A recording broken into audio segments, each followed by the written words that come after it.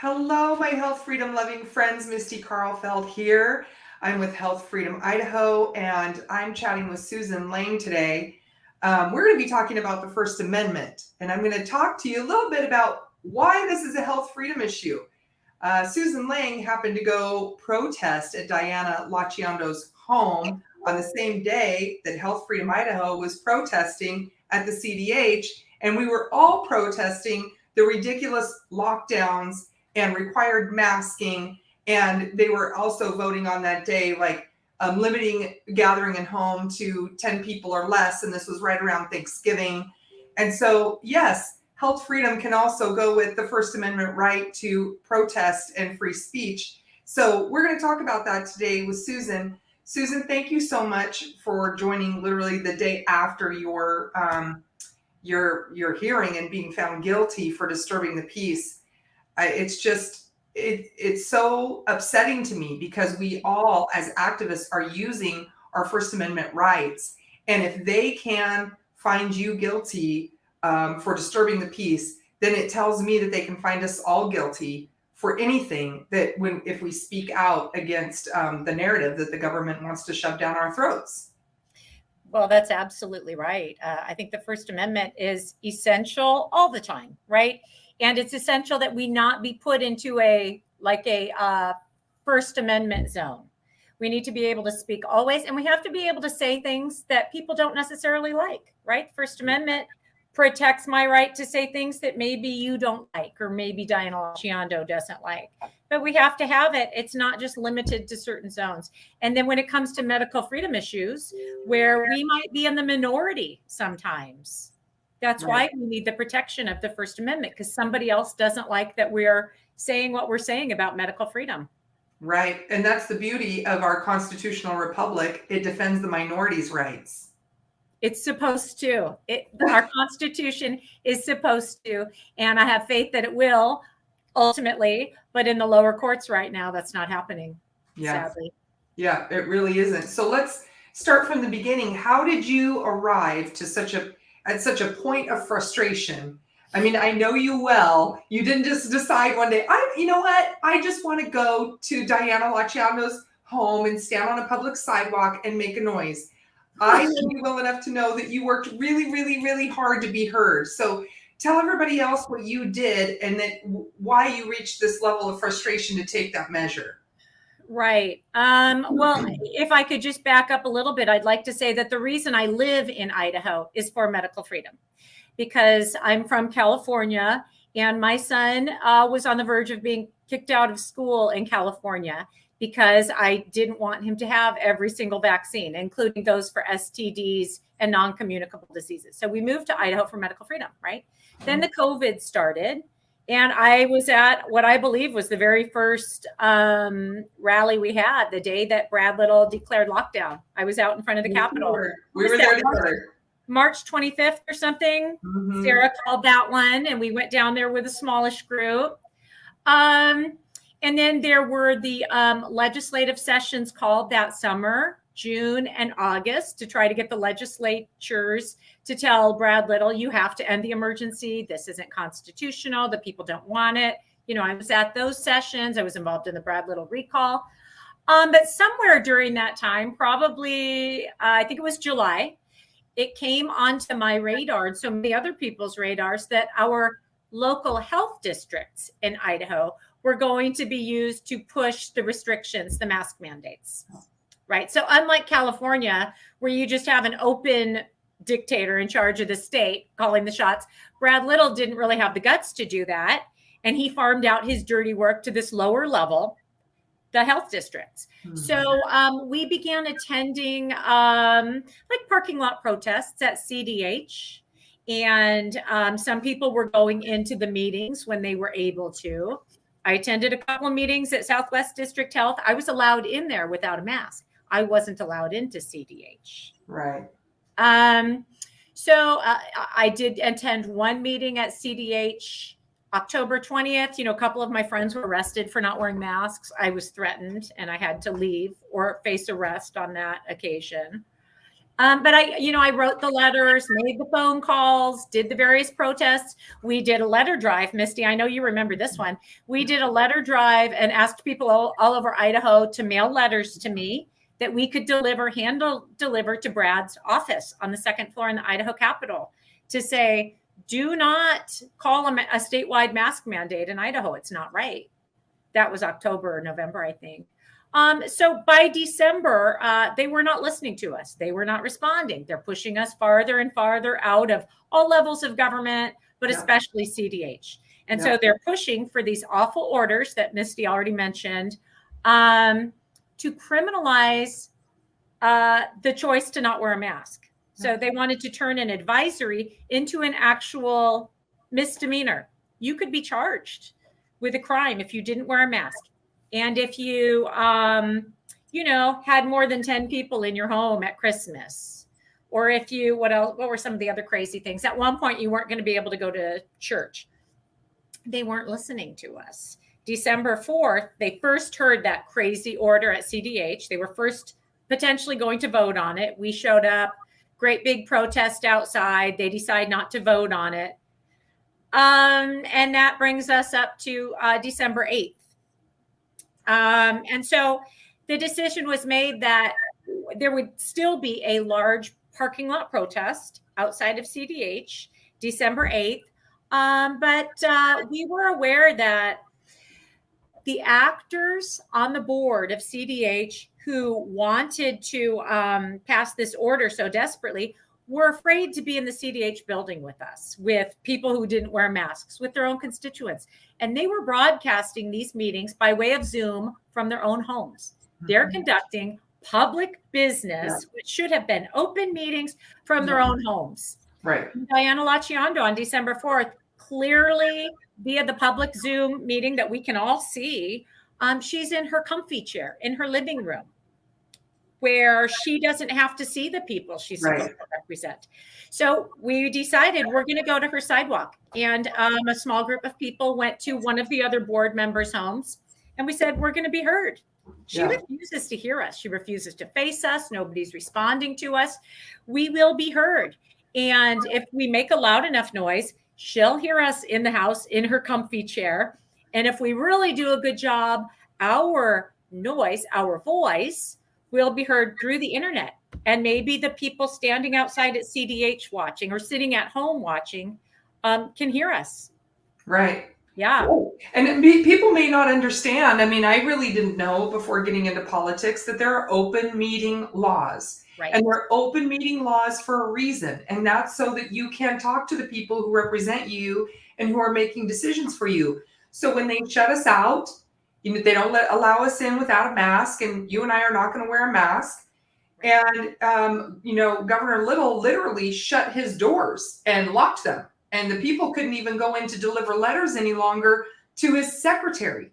Mm-hmm. So, I mean, it was like we were facing door after door after door after door. And then the insult of her, having the meeting from her home it's just, she's again violating open meeting laws, because now we still cannot redress our grievances. We still cannot be heard. So in my opinion, her taking it to her home brought the people to her home. Absolutely. I agree. And I want to interject something there that I sometimes forget to tell people. But during the summer of 2020, when this process of pushing us out and closing doors in our faces first began, CDH was actually guilty of at least 2 open meeting violations by their own lawyers' admission that they had to correct. That's true. So they were literally violating open meeting law by the letter of the law and the spirit of the law. That's absolutely a great point that you brought up. But you're right. She was in her comfy chair, in her comfy living room, passing laws to make criminals of good people who just want to live their normal lives. And she's saying, well, I'm untouchable here. Right. And, we never wanted to trespass or, nothing like that, but we wanted to be heard because we were not allowed to be heard this entire time. And one other thing that I think is really important is that when they said you cannot come into CDH without a mask, even if you have a mask exemption, that or a medical exemption, that's where something flipped over for me, because I don't claim to have a medical exemption. I said to myself, well, they're excluding me based on my viewpoint. But now they have literally violated Americans with Disabilities Act. And my friends who have medical exemptions literally can't go in that building anymore. How much more clear can it be that they're violating rights? I agree with you. That was when I saw our friend Tammy, who has suffered abuse, who cannot wear a mask, and she can't go in there without a mask, and you're going to have to be so heartless you can't make an accommodation for someone who's been abused. I mean, there was zero accommodation. I have actually the video up of what took place at Diana Laciando's home. I'm going to share that now here. Let's see, share screen. So people can see, like you said, you had no desire to go up on her property, and you didn't. Oh, hang on. What happened? That's right. And you didn't go onto her home. So I'm going to play that now. No lockdown. I'm out here with the guys, and we're just about ready for the CDH meeting to start. Commissioner Laciando here. I'm sorry. I just got a text from my neighbor that there are protesters at my house. So I'm going to step off for just a moment to call the police because my kids are there. Thank you. I think we're ready. The guys say we're ready. So,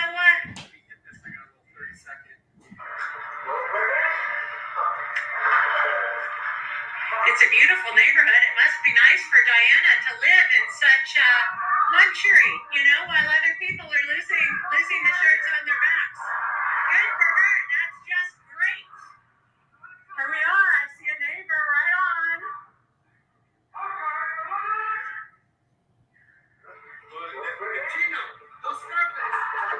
Little Scarface.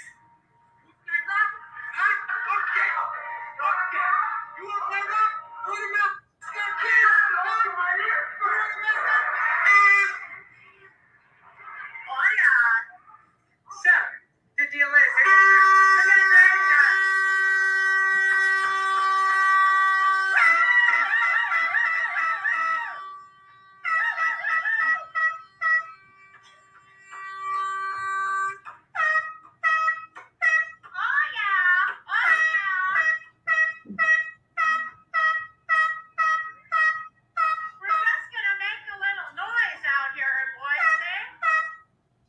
Okay, so you did not go onto her property.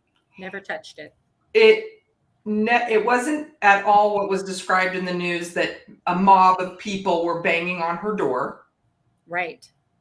It was 3 people attempting to be heard after being shut out for months and thinking that she was at home. Absolutely. And I mean, being a little theatrical. I think that I've done a lot of different theatrical things and activism. Like I explained in my court trial, I dressed as a vegetable and done silly things like that, led people in song. It's to bring attention to the injustices that are going on. And so I was doing Facebook Live. You may as well make it interesting, and that's what we were doing. Right. We were having fun with it. Right. Well, nobody's stealing our rights. If somebody's stealing our rights, I'm sure that David and Robert and I have other things we'd like to do with our lives. If we lived in a just world, we would love to be with our families and, recreating. Well, that's not happening. Somebody's stealing our rights. So if we need to take our time to go protest, we may as well have some fun with it. Get a little creative. And we did. Well, and I find it way more offensive that she's trying to limit my gatherings in my home and make it a misdemeanor if I don't cover the image of God, or suffocate myself, or breathe in my own pathogens that my body's naturally trying to expel. I find them much more intrusive and abusive than 3 people standing on a public sidewalk with some sidewalk chalk and an air horn.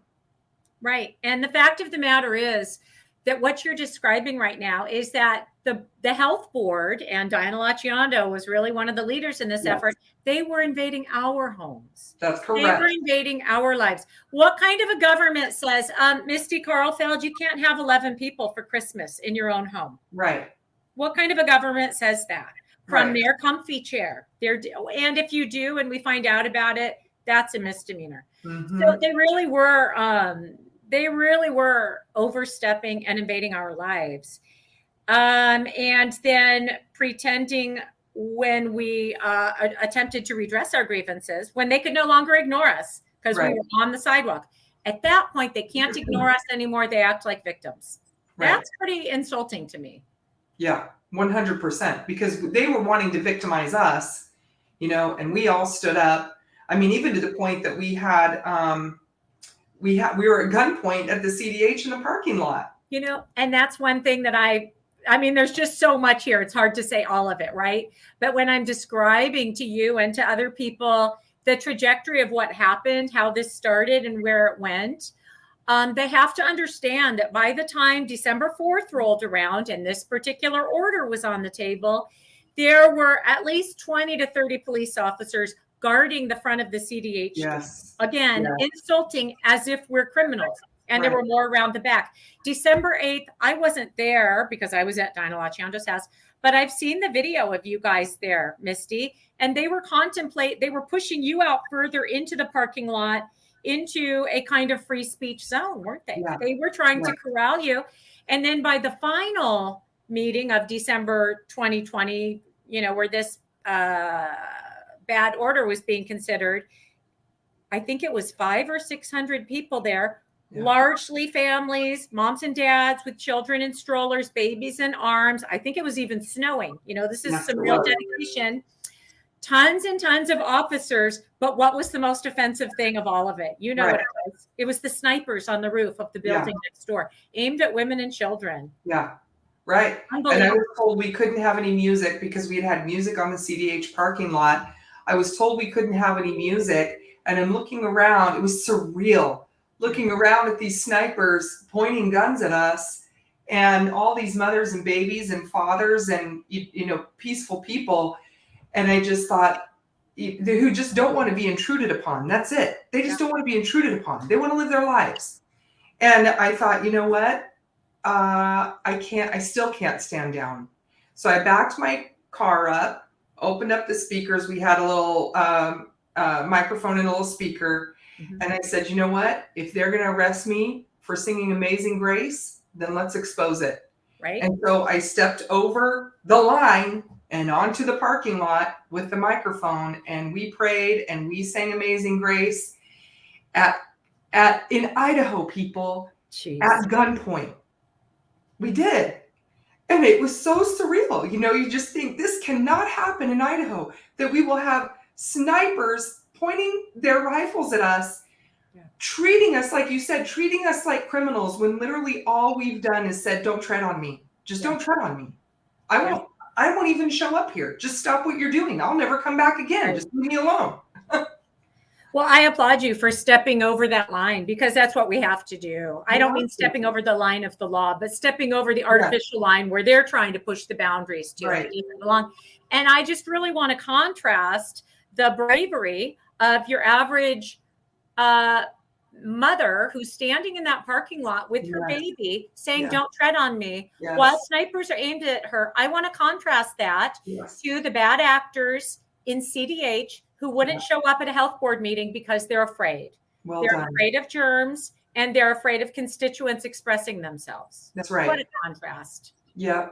Yeah. And shameful. Literally, I mean, absolutely shameful. Shame on them. Yeah. And what a betrayal. They're supposed to have, they are in such a position to, well, I don't want to say represent us, because CDH board is not actually directly representative. It's a little bit of a weird system, but they are public servants. They have the public trust, and they betrayed us over and over. It's such a betrayal.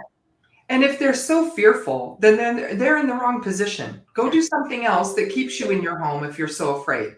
Don't sign up to be a representative of the people. Just don't. Just stay home and be afraid. Right. That's your prerogative. If you're that fearful, do that. Right. Do that. And then somebody else can be in that position that isn't afraid, and isn't afraid to research, and isn't afraid to hear from people, and isn't afraid to go out in the cold and meet people where they're at. It's absolutely ridiculous. Well, I was not there at your trial the first day. But I did go the second day, and I saw the state do their closing arguments and having to explain how disturbing the peace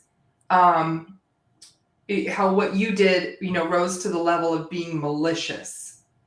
Okay. And here, I'm going to show this. This is the Idaho statute for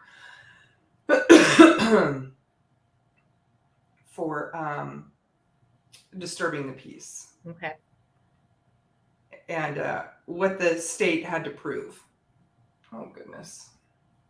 Why does that sometimes and not others?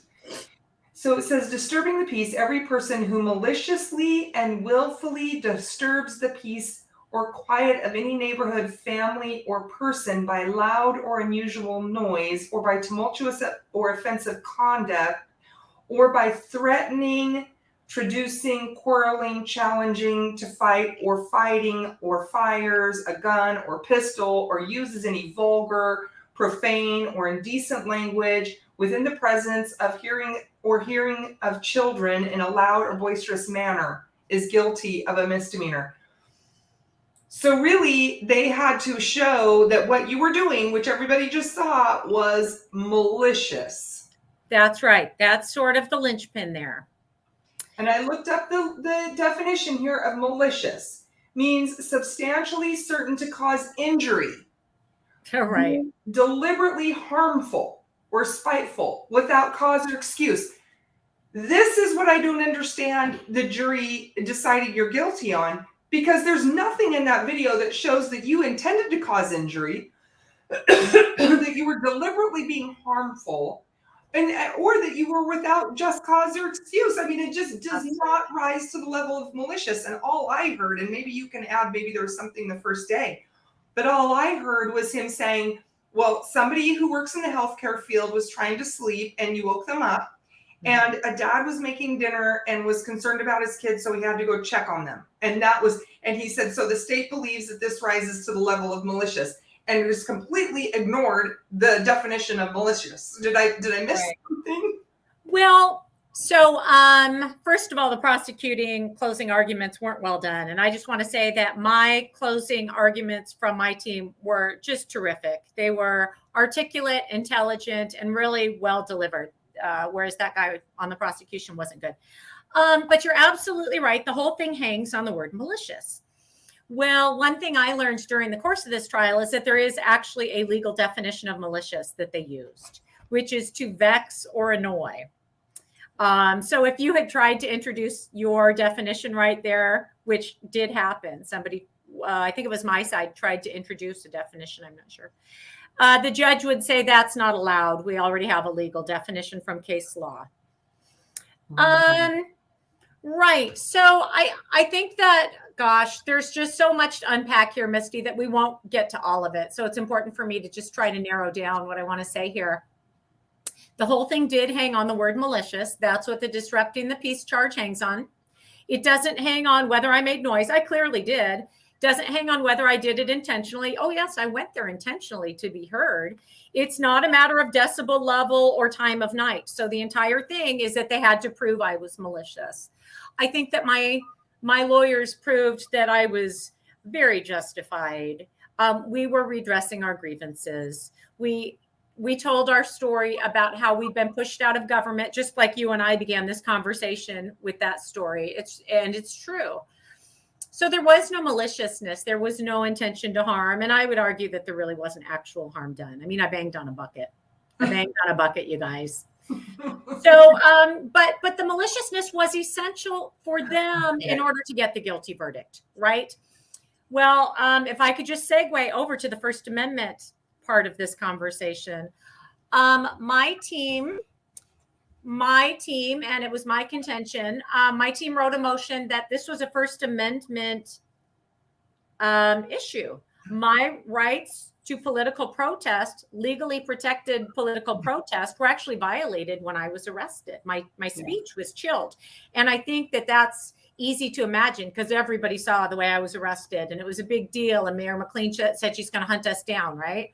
It was chilling my speech and attempting, actually, more importantly, to intimidate all of you. Yes. So that you won't protest. Yes. Right? 100%. Yep. So to me, 100% First Amendment argument. So back in December, my lawyer submitted motion to dismiss based on First Amendment. Judge denied it. She entered a motion to reconsider. Judge denied it again. That judge retires. I have a new judge now. So yesterday, my lawyer again tries to bring up the First Amendment. And the judge says, well, that's already been addressed by the other judge that denied the motion to dismiss. Then, this is huge. Then my lawyer says, let's talk about jury instructions. I want the jury to have the instruction that tells them about the First Amendment. Yeah. Educate them about what the First Amendment is. And here's why I'm bringing it back to the word malicious. The judge says, well, this isn't a First Amendment issue, so that jury instruction isn't applicable. She says, you know how I know it wasn't a First Amendment issue is because Miss Lang was malicious. And there is no First Amendment protection for malicious speech and conduct. So the judge decided the ultimate issue of the case, which was that I was malicious. Now, granted, that was outside the presence of the jury, because when you're arguing jury instructions, the jury is not in the room. They're out in the deliberating room. However, the judge decided I was malicious, which is the matter for the jury to decide. So they did not have instruction about First Amendment. My team was not really able to argue First Amendment. There you go. Well, I've seen this time and time again, Susan, and what you're saying exactly about how it's supposed to, you being arrested was supposed to send a message to us to shut up. And what the message that I'm getting over and over and over in these hearings are, you're never going to be able to argue the Constitution ever. So you better not get arrested, because you won't win. Because if you can't use the Constitution, for those of us who love the Constitution, are standing on the Constitution, are acting within the Constitution, and you can't use the Constitution to defend yourself, you can't win. And I'd like to point out that this is the very same Constitution that the judge takes an oath to, that they will uphold the Constitution, but then they're denying the Constitution in their own courtrooms. And I believe, it is meant to shut everybody down, and it's also meant to send a message to the rest of us, because I'm hearing it loud and clear. You can't defend yourself because you can't use the Constitution. So you can't win. It feels like that sometimes. And I think that to your average person who isn't thinking about this stuff, no big deal, right? Yep. They're not involved in it. To a liberty-loving American like you and like me, it's shocking when you get to that point of realizing that. Yes. However, not to be overly optimistic here, but I happen to be optimistic. I've learned a lot about the legal system over the last year and a half, and I'm not done learning because there's a lot more to learn. But I think that what I'm learning is this. At the lower level, the magistrate level, I've heard the magistrate judges referred to as just judges in training. And I think, I don't want to misspeak here, but I think they don't deal a lot in the constitutional law.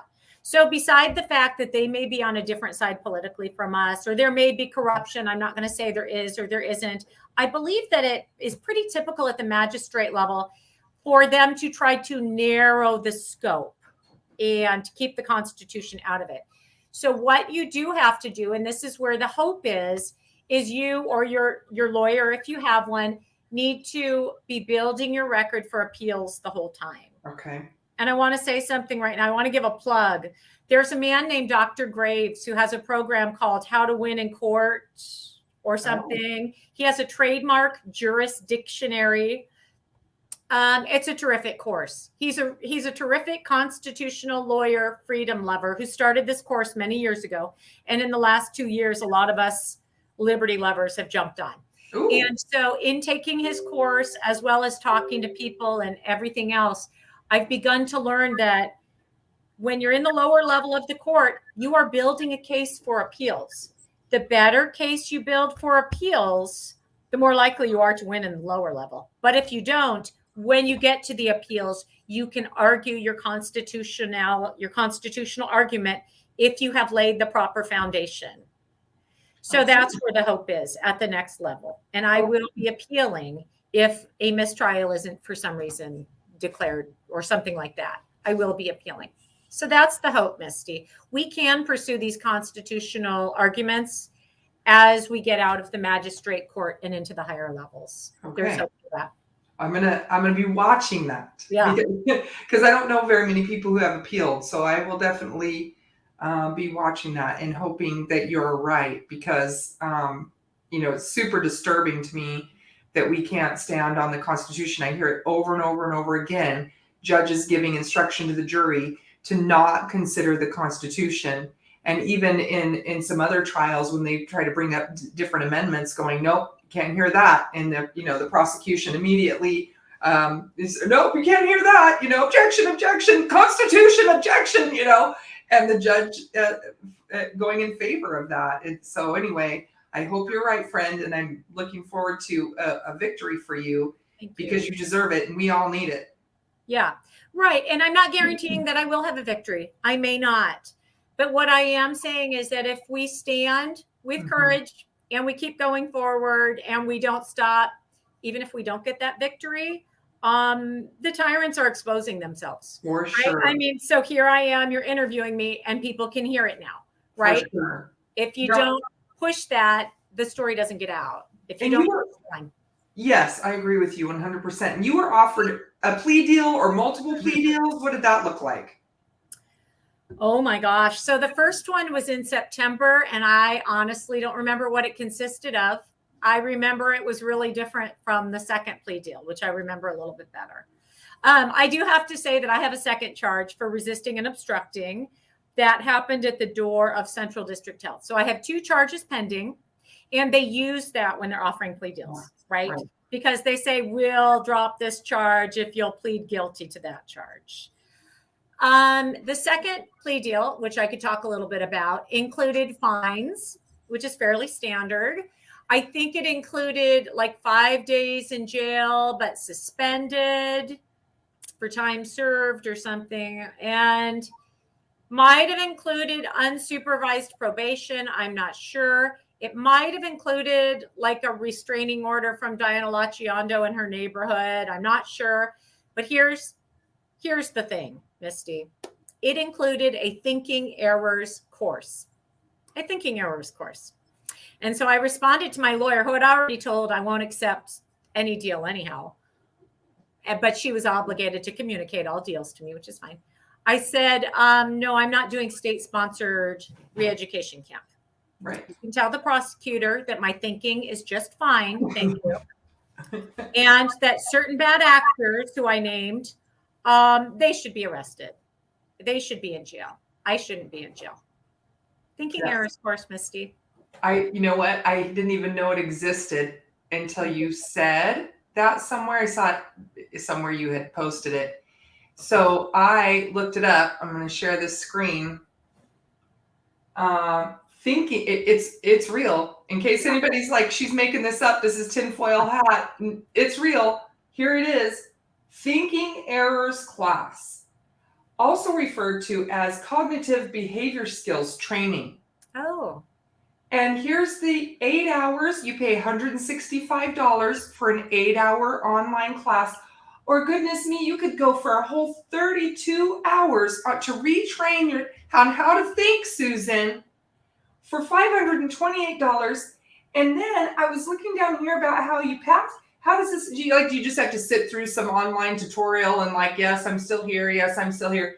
No, students must spend the minimum time required for each lesson and pass all lessons with a score of 70% or higher to obtain the certificate of completion. Yeah. Students are given several opportunities to improve their scores. Wow. Right? Meaning you will not get out of it until until you behave like a trained SEAL and push the right buttons. Right. You're doomed until you do that. So re-education camp. Yeah, it's real, people. It's right here. And so I was like, wow, so they're going to really just practice this on people. I guess they've been doing this for years, right, until they decide to round people all up and put them in a real camp. And then they've got it really honed in on how to retrain you how to think. And our citizens of Idaho have been paying for this, paying for this, their own money. Can you believe that? Oh. So I have sentencing on August 17th. When I had a guilty verdict come down on Thursday, I was surprised, but not that surprised. I've come to expect injustice at the Ada County courts. I'm really sorry to say, but I've seen a lot of it the last year in other people's cases. I had already decided before Thursday that I would not do sentencing on that day. You sometimes, maybe always, have an option to delay sentencing. And my lawyers knew that was my choice. Well, actually, it came down to a choice for the prosecutor because the judge said to the prosecution team, do you want sentencing today or later? And they wanted it later because they wanted the victims, the victims of my bucket banging wanted to be there. You know, they're victims because I banged a bucket. And who are all the victims? Oh, I suppose it's Diana Laciondo, her children, who were unfortunately home alone on that day. And I just want to say for everybody or anybody who heard the news as kind of an aside, but it is important. We wouldn't have gone there if we had known her children were home alone. That's not why we went there. And having said that, I didn't leave Diana Laciondo's children home alone. So I don't know who's responsible for her children being home alone, but it's not actually me. Just right. That's a fair point. Right. Right. But anyhow, so the victims would be her children and the neighbors, you know, because we disturbed somebody's sleep, remember? Right. Now, do you remember the one lady who was walking her dog, her peace was disturbed. But when she got home, her husband was watching TV. He couldn't hear the noise because his TV was on. That's how loud it was, right? Wow. But anyhow, so my sentencing is August 17th. I don't know what that will consist of, but everybody's welcome to attend. I'd love to have a great showing of support. There probably will be an opportunity for people to submit letters on my behalf if they would like to. Mm-hmm. But what I understand is that the state gets to make recommendations for sentencing. So the items that I just told you that they offered in a plea deal, including that thinking errors course, likely to be what the state recommends for my sentence, right? So that's no longer an offer of a deal you accept or don't accept. Right. That's Susan, you will do this. So yeah. I won't do it. I won't do thinking errors course. Okay. Well, all right. Interesting. I invite people to come. I get it. I totally get it. I wish I could be there. I will be out of town, but I wish I could be there to support you. Thank you. I will do my best to help get people there because people need to see what's taking place. So so who all testified, you know, on behalf of the victim? It's very hard to call her a victim. Right. And did you have anybody testify? Right. So they had 8 witnesses listed, and I actually haven't done the math. I don't believe they had all 8 testify. They had 2 police officers. Oh, here's an interesting tidbit for everybody watching. One of the officers is a Boise PD employee whose job is to check up on people on social media. He was one of the people who testified. So just be aware that there are people employed by Boise PD to follow us around on social media. So those 2 officers, 2 neighbors. Am I forgetting one? Oh, Diana Laciondo, her mother, who was out walking the dog, and the 2 children. She had her children testify. I think they are 10 and 12 or 10 and 13. Right. So then on my side, it was just me. There was a little bit of talk about possibly having other people testify. But we decided on my side that it wasn't necessary. I would tell my story and the jury just had to decide, you know, which they did. Would more witnesses testifying on my behalf have helped? I don't really see how it would have helped. When you tell somebody the truth and somebody else tells them a bunch of nonsense and they choose to believe the nonsense, how would more truth have helped? They've chosen to believe nonsense. So. Well, I certainly would have, you know, been there to testify about how many times we attempted to be heard. You know, I could have backed up what you said. But yes, indeed, we have tried over and over and over. I mean, I'm like you. I don't think it would have changed any minds because at the end of the day, it boiled down to malicious, and they still had to decide whether what you were doing was malicious or not. Yeah. You know, I was sickened by the prosecuting attorney who was making the point that what you were doing was malicious. Because I'm watching this youngish man, ruin his own First Amendment rights and the First Amendment rights of his whatever lineage he decides to create. And when they need it and they need to exercise it, he will know that he had a hand in ruining it in the state of Idaho. And I don't wish ill upon anyone, but I hope he has a moment in his spirit where he knows that he had a hand in tearing down the First Amendment in Idaho. It's disgusting. Yeah, I think that's a great point. I actually never thought about that with the prosecutors, but I was thinking about that with the jury. You know, there will be a point. In fact, I think I said this to my husband yesterday. There will be a point where these people see what they've done and where they regret it. And unfortunately, me and my family will be living here at that, you know, we'll all be affected by it, not just them. And it's not that I wish any kind of revenge on them. It's just, sadly, you will see what you have wrought, people. You will. The day will come. It's and sad. I know you probably saw my post where I was frustrated with your attorneys because they didn't bring up First Amendment rights. I didn't see it. Well, I'm not on Facebook, but I was on David's Facebook. And I did, and I was like, you know, no, we're not even talking about the First Amendment. And these juries, or the jurors, it's like not even their fault. If they were raised in a government school, they were not taught about the Constitution, and they certainly were not taught how to stand up against a tyrannical government. So, if the attorney doesn't, and I didn't know that she couldn't teach them about the First Amendment, then how are these folks ever going to know what it is that you're defending? So I was super frustrated. And then our friends who were there were like, oh no, she couldn't even discuss the First Amendment. She was told she could not. And I was like, oh.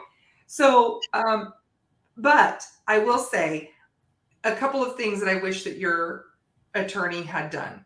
And I think given the circumstances, she did a good job. And of course, you know, another perspective or hindsight can sometimes add something to it.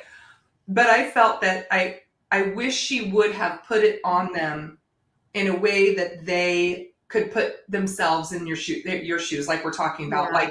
What if it was your home? What if the government was taking your home for no reason outside, nothing you've done? The government came and took your home, and you've gone to everybody possible to talk about it.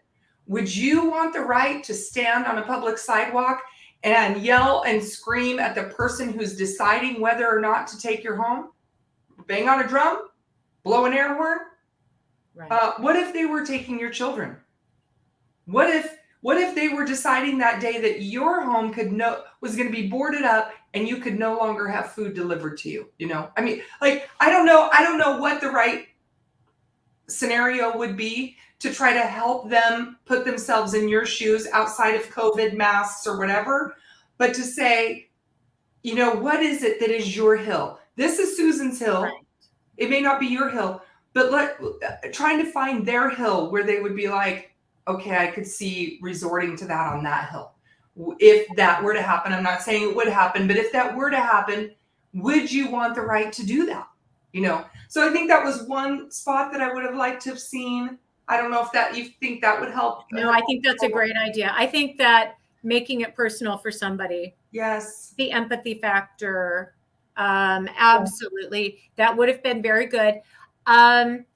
So interestingly, that was sort of touched on in the jury selection process, which isn't the same as closing arguments at all.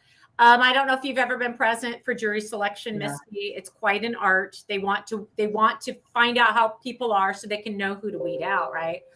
Well, as we all know, there's been protesting at the homes of Brett Kavanaugh and other Supreme Court justices over this most recent decision, right?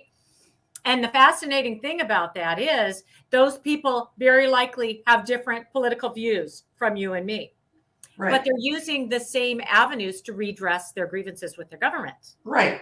So that did come up during the jury selection process. And what we found out was that I think about 3 of the people who ended up on my jury were people who said that they've protested before. Oh. And I think that they were clearly people who had probably protested on the pro-abortion side, right? So you are hoping at that point that even though they're probably having a very different political belief than you about COVID, that they can ultimately understand that there's a point where your protest needs to kind of go on the sidewalk outside somebody's home. So yeah, that was a gamble. Obviously it didn't pay off, but it was a gamble to have those people who at least understand protesting, Yeah, but then that you can switch their empathy so that it's not about the political issue specifically, but it's about the First Amendment. It didn't quite happen. It might have happened more with that First Amendment jury instruction. So anyhow, I do see your point. I think that's a really good one. It was approached at jury selection. I'll just say that. Right. Okay. I also have this, and I'm trying to get it to come up, because there was like a BLM protest at some Boise City Council members' homes where they actually drew sidewalk chalk of people's like a body laying on the sidewalk, which I find more malicious than a Home Depot bucket. And sort of the murder scene outline of a body. Then they had red chalk as if it was blood. I mean, everybody knew it was chalk, but that's what they were depicting, BLM. Right. And to my knowledge, nobody was arrested for that. So a friend brought that to my attention. I think it was a little less than a year ago. It might have been January, February of this year. And she wanted me to look into that. And I did. I looked up some of those old BLM videos. I think Councilwoman Elaine Clegg's house was the big one. Yeah. So there was a man, I understand, who was arrested. There was one man who was arrested from BLM. He was using an amplified device, some sort of like a vocal thing with a battery. I don't know what you call that, loud horn thing. Right. And I think megaphone. Was it megaphone? Maybe. Yeah. I think he got arrested for that. That's what I understand. Even though it was daylight hours. So I'm assuming that was disturbing the peace, not noise ordinance. And then I believe what happened, this is the story I heard. So this isn't for sure. I think he went to his court date and he argued the judge down and said, well, this really shouldn't be disturbing the peace. This should be noise ordinance. Oh, yeah, right. And I believe the judge agreed with him. And then so a noise ordinance would be like $50 fine or $100 or something. Right. And then I believe that this man then talked the judge out of the ticket altogether. That's the story I heard. Wow. So I did bring that to my lawyer a few months ago. And I said, listen, you know that I'm not interested in a plea deal. But if there was a chance that we could get this disturbing the peace turned into a noise ordinance, right, I would accept that. I did get a ticket for honking during the Baby Cyrus ordeal. I got a ticket for honking my horn and I paid it because I said, yeah, that's worth a ticket. Sure. I did what I believed was right in that situation and I paid a ticket for it, worth the price, So if you had said to me, Susan, your drum banging episode is a noise ordinance ticket, $100, I would have considered saying, yeah, I can accept that. Just like I would accept a speeding ticket if I was going 85 or 90, right? The prosecution was unwilling to deal. They really wanted that disturbing the peace, you guys. It was really important to them. Right. They're in it for I'm going to say intimidation. That's my opinion. And I believe there's a lot of evidence to back that up.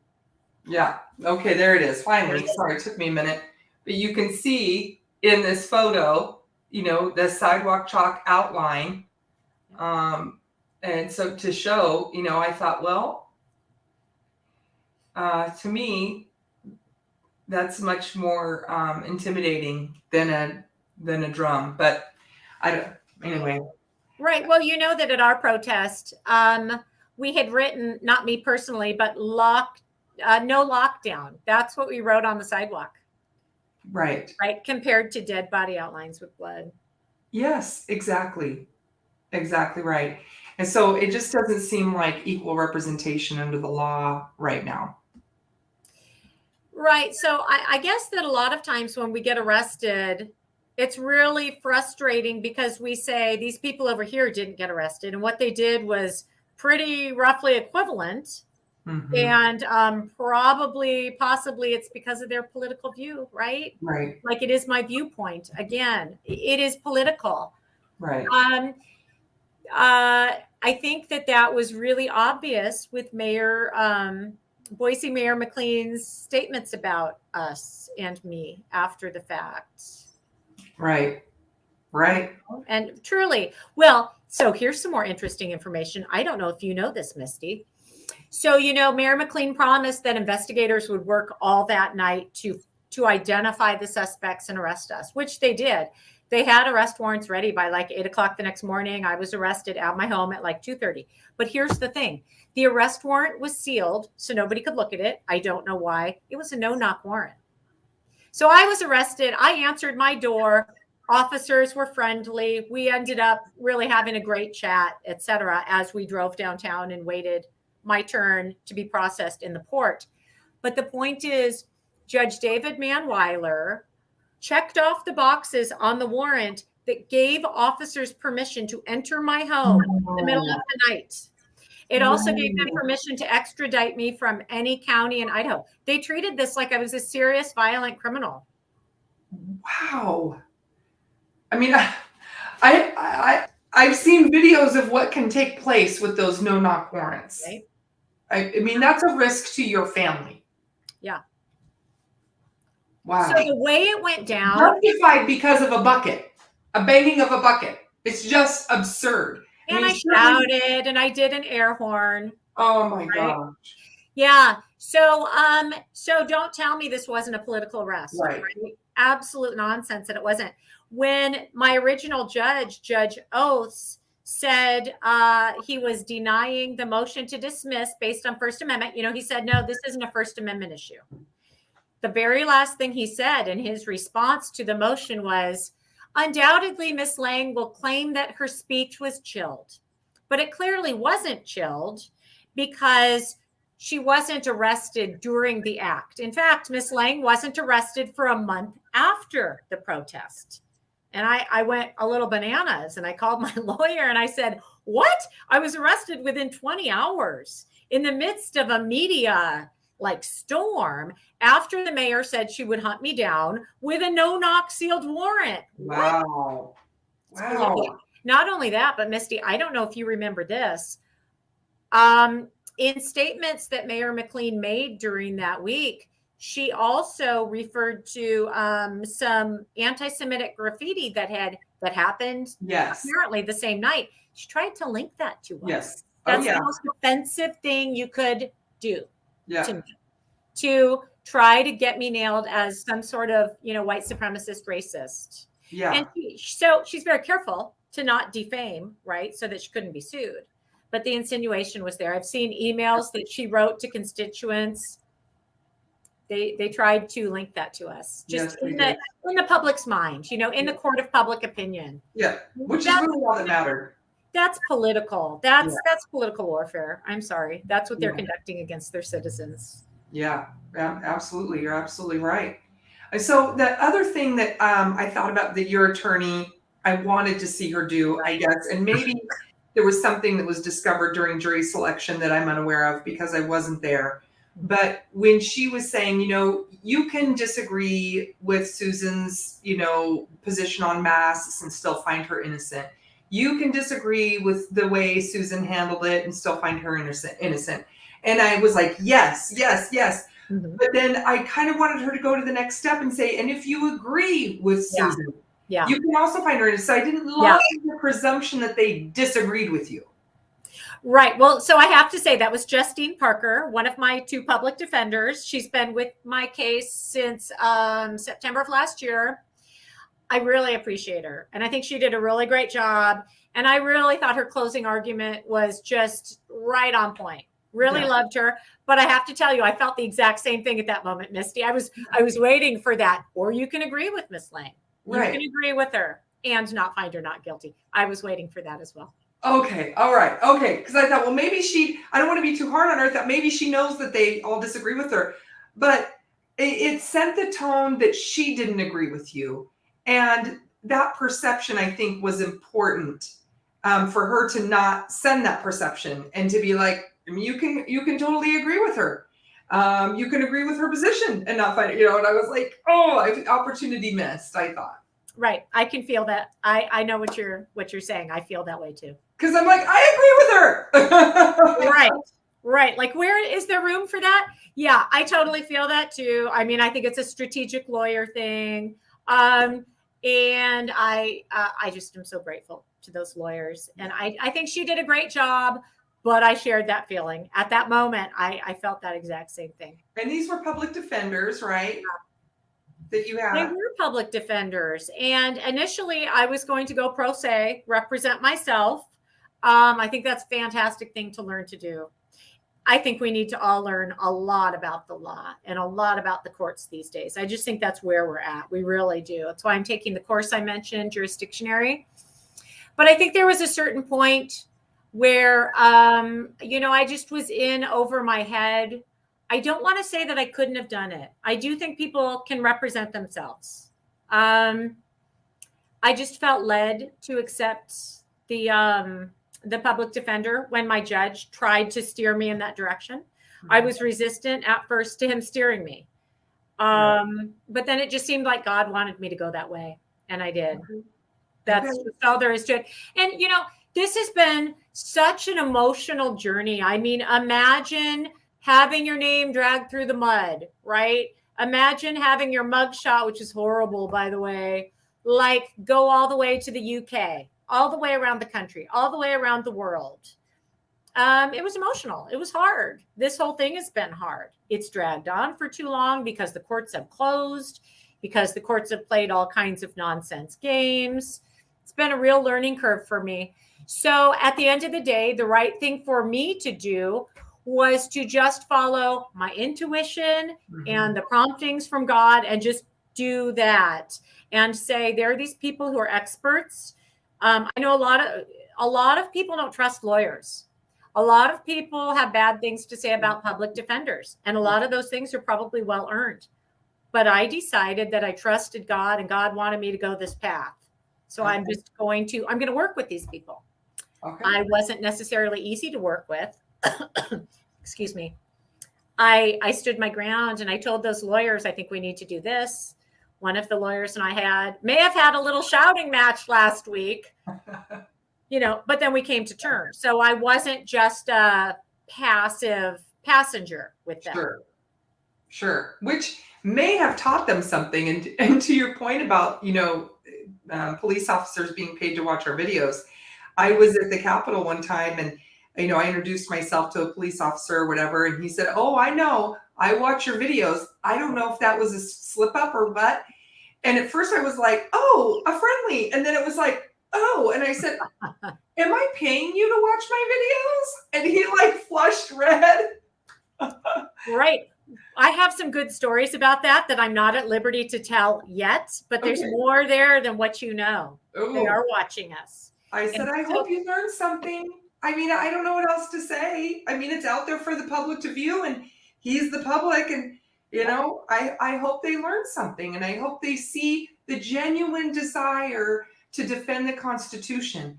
And here's what I don't understand is if they're watching my videos, then how do they justify within themselves to treat me like a criminal when I go to the Capitol or I go to the CDH? Because they know darn well, if they watch my videos, I'm not a violent person. I don't talk about being violent. I don't encourage anybody else to be violent. I am 100% a don't tread on me person who says this is the line because that's the Constitution, my natural rights defended by the Constitution. I'm not going to let you cross over it. But they would know that. So if they're watching, I just don't understand how they can proceed as if we're criminals when they see exactly what I'm saying. Right. Yeah, I hear you on that. I see it as an opportunity when I know that they're watching. I mean, I think it freaks me out that there's a Boise PD officer whose job it is to watch. Yeah. But I also had some feedback, and that's what I was referring to. I can't talk about it yet. I hope to talk about it someday. Okay. This stuff does travel. They are seeing stuff. As far as them consuming the messages we put out, but also being willing to violate us and us going, what is that? we never know when the seeds that we're planting are going to take root. We just don't know. So we keep taking those opportunities to speak up in our social media platforms. Heck, Misty, I took the opportunity from the back of the cop car, and I'm sure you did. I reached out to those two officers. I could tell you their names, which I won't. I could tell you about the conversations we had. And by the end of that conversation, because I felt led in that moment to build a bridge to them, I thought to myself, those guys may be in a position someday to violate me or somebody like me. And if I actually can connect with them right now, then maybe at that future date, they'll rethink it because of the conversation they had with Susan Lang that day. Absolutely. So we had a little meeting of the minds, and there's a longer story there that I won't go into, but they really helped me with a matter. And something really amazing grew from that. Oh. So you don't know. You're planting seeds. That's all you know. Your job is to plant seeds, right? The outcome isn't in our hands. Right. And maybe that's why you felt led to work with these public defenders.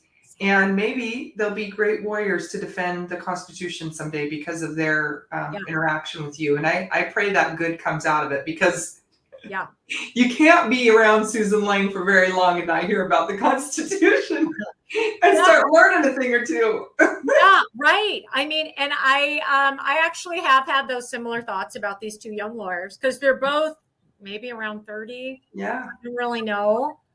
I do know that for them, this was an interesting case, and still is, because it's ongoing, right?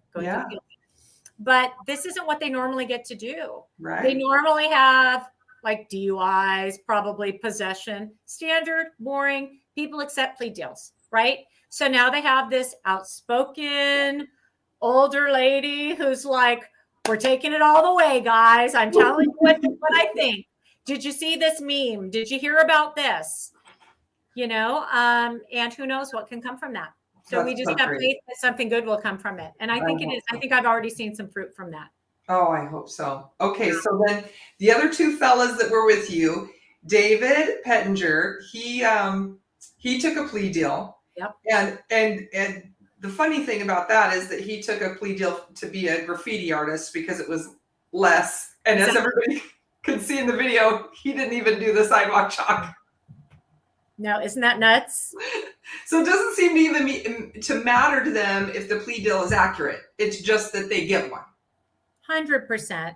Like I said, I've learned so much over this last year and a half in this process and watching my friends in the process. And I've really come out of it with this sort of new cause, which is for people to know about plea deals. To me, what that says, and David is the perfect example, is that the justice system isn't really built on truth. Getting at the truth isn't really the goal. Right. Everybody knows David never touched the chalk. Yep. What is that about? What does that say? Yeah. That's so, to me, it's significant. Now, to somebody who's been in the system forever, like they've been a judge or a defender or prosecutor for 20 years, to them, it's just business as usual. So they're not going to think about it. But we're newbies in the system. And so we're going, wait a minute, what in the heck is a deal? Yeah. David accepted a so-called lesser charge for something everybody knows he didn't do. Right. Exactly right. Does truth mean anything? Do words mean anything? Right. Exactly. It's not really justice if he's serving some kind of, effort. It's not really time for him. He had some money that he had to pay and whatever. But it's not really justice if he's doing those things for something he didn't do. I mean, it's really disgusting. And then our friend Robert, he's coming up. It looks like he's got the next hearing on August 26th. And I guess that's just to make some motions or whatever. So I think it's like mid-September, but he didn't have the exact date of when his trial starts. We'll be keeping an eye on that, of course, and trying to get people involved with that, because he is the sidewalk chalk guy. Yeah. And he does it for CPS, children who are taken wrongly by CPS. And CPS, that's a whole other story, and I've done an interview with him that has really affected his life. So he's done sidewalk chalk before. He's defended his right to do that before. So I think that case will be very interesting as well. Yeah, I agree. So, right. Everybody who knows Robert knows that he's the sidewalk chalk guy. Yeah. He knows where the legal limits are, what he can do, and exactly where that line is. And he's careful to do it in such a way that he's actually on the right side of the law. Now, Right. being on the right side of the law doesn't mean they won't arrest you. Sorry to say. But I don't think there was anything illegal about Robert writing no lockdown on La Chianda sidewalk. Mhm. So his trial will be interesting. I'm not sure I'm going to be allowed to attend at that point. Right. Right. Just like David couldn't attend yours. Right. Yeah. Oh, friend. Well, thank you for filling us all in. And as usual, you spread truth and new information everywhere you go. And I learned a thing or two today. And I'm certain that our friends who know and love you still learned a thing or two from you today. Even if it's just that we haven't totally lost hope. And if Susan can sit here with a smile on her face and a happy attitude and be ready to keep going, then so can we. Yeah. Yeah. Well, you're welcome, Misty, and thank you for having me. And right back at you. You're spreading truth, and I really appreciate the work you're doing through your different avenues. So thank you. Oh, thank you, Susan. Anything I can do to help you, please let me know. And friends, show up on August 17th. Yes, I think it's 1:00. At 1:00. Okay. Yeah. And we'll, hopefully people can be there to support you because we all love you and appreciate what you've done. The interesting thing that I think people forget is that it's because of people like you and David and Robert and everybody that's showed up at the CDH that we've been able to live as free as we've lived. Yeah. We've had a governor who lies and says that he kept Idaho open when he actually used these avenues to try to shut us down. And he's actually taking the credit off of the backs of the people who stood. Yeah. And I find that despicable. Yeah. It really is because of you and David and Robert and everybody who kept showing up at CDH in the cold and, at sniper rifle gunpoint and with their babies and their strollers. And it really is because of the people that we've been able to live free. So don't let the governor take that that pat on the back. He doesn't deserve it. It's the people here that deserve it, and especially Susan and David, who are now going to be, if your decision isn't overturned in some way, paying the ultimate price for the rest of us to enjoy our freedom. Right, and so to sort of flip that around and put another spin on it, and you're absolutely right. I just would like to encourage people to remember that when these bad actors in government make public statements about us, they turn around and play victim, and so that they press charges and they whine about the awful things we've done and try to make us look like these terrible people. It means we've gotten to them. Yeah, that's a victory, right? That's right. That is a victory. Right. And it's not easy. It's not comfortable. I don't really want to spend any days in jail or pay a fine or whatever. But we did have victories, you guys. They can't stop what we all did at CDH in 2020. And now they know that. They know we're out here. And guess what, friends?